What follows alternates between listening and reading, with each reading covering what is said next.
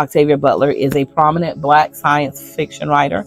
She was born in 1947 in Pasadena, California. She was raised by her mother and grandmother. Her father had passed away earlier in her life when she was 7. Right. Her mother had been a maid, her father had been a shoe shiner, so she'd come from very humble beginnings. She became an early pillar in the subgenre aesthetic of Black Afrofuturism. Afrofuturism was coined by the cultural critic Mark Derry in his essay Black to the Future, and this concept evolved from discussions with author Samuel Deliri, Greg Tate, and historian Tricia Rose. So in a nutshell, Afrofuturism is a cultural aesthetic that combines several elements together that present the future through the lens of Afrocentricity.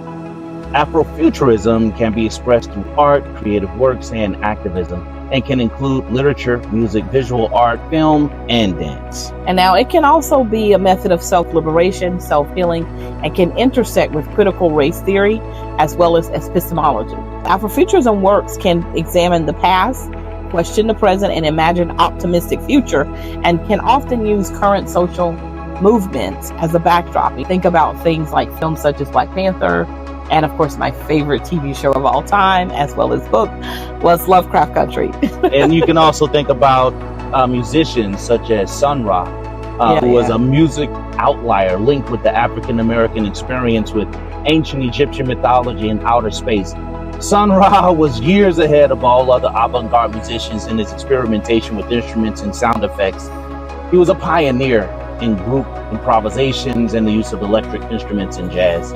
Now, someone else who was in the same stratosphere, but somewhat in a different genre of music, was George Clinton. He was a musician, singer, band leader, producer, and an artist who first rose to fame as part of the music collective Parliament Funkadelic, which produced an avant-garde form of funk music in the 1970s that drew inspiration from science fiction, futuristic fashion, and surrealism.